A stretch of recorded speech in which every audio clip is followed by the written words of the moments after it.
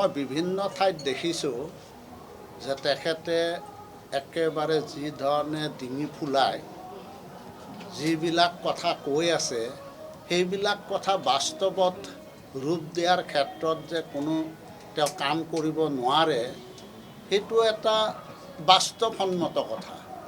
গতিকে মই সেইকাৰণেই তুলনা কৰিছোঁ যে মীৰা বৰঠাকুৰক আমি ধোঁৰা সাপৰ লগত তুলনা কৰিব পাৰোঁ। ধোঁৰা সাপৰ ফুচফুচনি বেছি, কিন্তু তাততো কোনো বিষ তেনেকৈ ক্ৰিয়া নকৰে। ঠিক তেনেকৈ মীৰা বৰঠাকুৰেও তেখেতেও হয়তো ডিঙি ফুলাই ডাঙৰ ডাঙৰ কথা ক'ব পাৰে, কিন্তু সেই কথাবিলাক সেই কামবিলাক তেওঁ কাৰ্যত কেতিয়াও পৰিণত কৰিব নোৱাৰে। সেইবিলাক মই বাস্তৱত দেখিছোঁ। গতিকে যদি অসমৰ কিবা সমস্যা আছে সেই সমস্যাবিলাক কোনে সমাধান কৰিব? এখন চৰকাৰে, কেন্দ্ৰত আছে আমাৰ বিজেপি নেতৃত্বাধীন NDA চৰকাৰ, আমাৰ ইয়াতো আমাৰ বিজেপিৰ নেতৃত্বত এটা মিত্ৰজোঁটৰ চৰকাৰ আছে। আৰু আমি জানো যে এইবাৰ ভাৰতবৰ্ষত তৃতীয়বাৰৰ বাবে নৰেন্দ্ৰ মোদী ডাঙৰীয়া প্ৰধানমন্ত্ৰী হ'ব। গতিকে প্ৰধানমন্ত্ৰী যেতিয়া হ'ব, যেতিয়া চৰকাৰ এখন গঠন কৰিব, আৰু আমাৰ ৰাজ্য চৰকাৰো যিহেতু আৰু 2-2.5 বছৰ আছে, গতিকে আজি যিখিনি সমস্যাৰ কথা কৈছে, আমাৰ কিছুমান সমস্যা ৰাজ্য চৰকাৰে কৰিব লাগিব। গতিকে ৰাজ্য চৰকাৰে যিহেতু কৰিব লাগিব, মীৰা বৰঠাকুৰে কেনেকৈ সেই সমস্যাবিলাক সমাধান কৰিব? এইখন চৰকাৰে কৰিব। আমি এইখন চৰকাৰৰ প্ৰতিনিধি। গতিকে প্ৰতিনিধি হিচাপে আমি আমাৰ এই সমস্যাবিলাক আমি সমাধানৰ ক্ষেত্ৰত আমি ব্যৱস্থা ল'ব লাগিব। গতিকে আমাৰ বিশ্বাস যে আমাৰ বৰ্তমান মুখ্যমন্ত্ৰী ডক্টৰ হিমন্ত বিশ্ব শৰ্মাই যি ধৰণে গুৱাহাটীৰ উন্নয়ন বিকাশৰ কাম কৰিছে প্ৰত্যক্ষ সকলোৱে কৈছে, দেখিছে। গতিকে আমাৰ বিশ্বাস আছে যে ডক্টৰ হিমন্ত বিশ্ব শৰ্মা মুখ্যমন্ত্ৰী হৈ যেতিয়ালৈকে থাকিব তেতিয়ালৈকে তেওঁ দিয়া প্ৰতিশ্ৰুতি কিন্তু তেওঁ ইমান দিনে ৰক্ষা কৰি আহিছে, এতিয়াও ৰক্ষা কৰিব।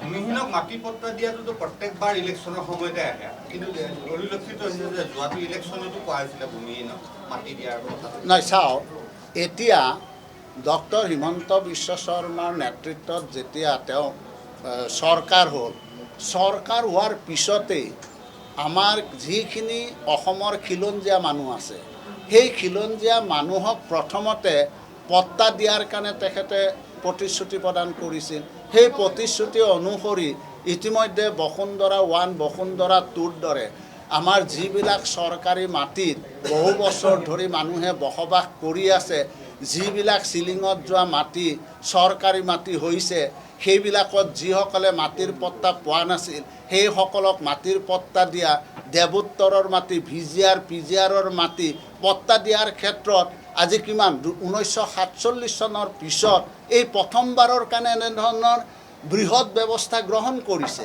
গতিকে পৰৱৰ্তী সময়তো কিছু অলপ জটিলতা আছে, সেই জটিলতাখিনি দূৰ কৰি আমাৰ গোটেই পাহাৰে ভৈয়ামে সকলোকে ভূমিৰ পট্টা দিব। যদি বসুন্ধৰা 1, 2ৰ জৰিয়তে যদি নকৰিলেহেঁতেন তেতিয়াহ'লে আমি ক'লোহেঁতেন যে এইখন চৰকাৰেও মানুহক ভূমিৰ অধিকাৰ দিয়াৰ ক্ষেত্ৰত যিধৰণে প্ৰতিশ্ৰুতি দিছিল প্ৰতিশ্ৰুতি ৰক্ষা কৰা নাই। প্ৰতিশ্ৰুতি ৰক্ষা কৰিছে।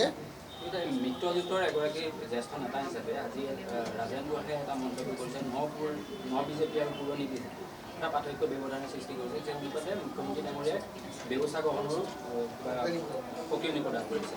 গতিকে এই বিষয়ে চাওক, সেইটো এটা বিজেপিৰ আভ্যন্তৰীণ বিষয়, কিন্তু মই ভাবোঁ যে সেইবিলাক মানে কোনো এটা ডাঙৰ কথা বুলি মই নাভাবোঁ।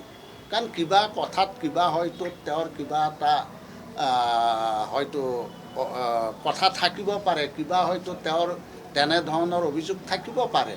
সেইবিলাক আমাৰ চাৰিবেৰৰ মাজত থাকি সেই সমস্যাবিলাক সমাধান কৰিব লাগে। মুকলিভাৱে কথাবিলাক কোৱা অনুচিত বুলি মই ভাবোঁ। কাৰণ আমি দেখিছোঁ যে ৰাজ্যিক বিজেপিয়ে হওক বা কেন্দ্ৰীয় বিজেপি নেতৃত্বই যি ধৰণে পুৰণি সকলোকে লৈ গৈ কাম কৰিছে, আমি কি পুৰণিখিনিকে সদায় কি আগস্থান দি আহিম নেকি? নতুনখিনিকে আমি আগস্থান নিদিম নেকি? আমিতো AGPও এতিয়া নতুনক আমি 4-5জনক আমি জেনেৰেল ছেক্ৰেটাৰী দিছোঁ, বিজেপিও দিছে।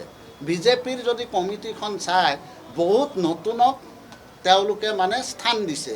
গতিকে পুৰণিৰ সমন্বয় লাগিবই, কাৰণ যিখিনি পুৰণি আছে সেই পুৰণিখিনিৰ অভিজ্ঞতাখিনি লৈ আৰু যিখিনি নতুন সেই নতুনৰ শক্তি আৰু সাহসখিনি লৈ, শক্তি সাহস অভিজ্ঞতা লৈহে এটা পলিটিকেল পাৰ্টি মানে চলিব পাৰে।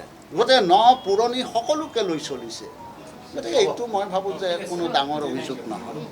বিজেপিৰ গোলাঘাট জিলাৰ সাধাৰণ সম্পাদিকা শ্ৰী ৰাজশ্ৰী বৰা ডাঙৰীয়ানী মই স্বাগতম জনাইছোঁ। আৰু লগতে ইয়াত উপস্থিত থকা আমাৰ অগপৰ বিষয়ববীয়াসকল আৰু শ্ৰদ্ধাভাজন ভাই ছাই মাতৃসকল, আপোনালোক সকলোলৈকে পলমকৈ হ'লেও মই অসমীয়াৰ নৱবৰ্ষ আৰু ৰঙালী বিহুৰ শুভেচ্ছা জ্ঞাপন কৰিছোঁ। আমি ইতিমধ্যে কঁকালত টঙালি বান্ধিছোঁ। আজিৰ পৰা আমি দিনে নিশাই কাম কৰিব লাগিব। আমাৰ বিজেপিৰ মিত্ৰজোঁটৰ প্ৰাৰ্থী আমাৰ গুৱাহাটীৰ লোকসভাৰ শ্ৰী বিজুলী কলিতা মেধি ডাঙৰীয়ানী আমি কিন্তু জয়যুক্ত কৰাৰ কাৰণে আমি প্ৰচেষ্টা হাতত ল'ব লাগিব। আমাৰ মিত্ৰজোঁটৰ প্ৰাৰ্থী অতুল বৰা ডাঙৰীয়াক পদুম ফুলত দিছিলে। এইবাৰ লোকসভাৰ নিৰ্বাচনত আপোনালোকে পদুম ফুলত ভোট দিব লাগিব। আমাৰ অগপ কৰ্মীসকলে ভাবি ল'ব লাগিব যে হাতী মানে পদুম আৰু পদুম মানে হাতী। গতিকে আমি কোনো বেলেগ নহয়, আমি এতিয়া সকলো এক হৈ আমি আমাৰ প্ৰাৰ্থীগৰাকীক জয়যুক্ত কৰিব লাগিব। কংগ্ৰেছৰ প্ৰাৰ্থী যিগৰাকী হৈছে মীৰা বৰঠাকুৰ, সকলোৱে বোধহয় আমাৰ বিধানসভাৰ নিৰ্বাচনত নাম শুনিছে। কিন্তু সেই নিৰ্বাচনত মই তেখেতক 1 লাখতকৈও অধিক ভোটত মই পৰাস্ত কৰিছোঁ। এটা সমষ্টিত যদি 1 লাখত পৰাস্ত হয়, তেতিয়াহ'লে 10টা সমষ্টি যোৱাবাৰ আমাৰ কুইনজা ডাঙৰীয়ানী 3 লাখতকৈ অধিক ভোটত জয়লাভ কৰিছিল। এইবাৰ আমি পণ লৈছোঁ যে বিজুলী কলিতা মেধি ডাঙৰীয়ানী আপোনালোকে দেখিছেনে নাই? বিজুলী অহাৰ লগে লগে গোটেই আমাৰ অঞ্চলটো বিজুলী অহা যেন লাগি গৈছে। তাৰপিছত দেখিছোঁ লাহে লাহে ঢেৰেকনিও আহিব ধৰিছে। তাৰপিছত দেখিম বৰষুণ আহিছে। বৰষুণ অহাৰ পিছত দেখিম আমাৰ মাটিবিলাক সাৰুৱা হৈছে। আমি বীজ ৰোপণ কৰিম, নতুন শস্য উৎপাদন কৰিম। আমি এতিয়া বিজুলী কলিতা মেধি ডাঙৰীয়ানী আমি এতিয়া বিজুলী অহা দেখিছোঁ। আমি নতুন বীজ ৰোপণ কৰিম 7 মে তাৰিখে। 7 মে তাৰিখৰ পিছত এই বীজৰ পৰাই গজালি মেলিব আৰু এই গজালিৰ পৰাই আমি 5 বছৰ ফল খাম।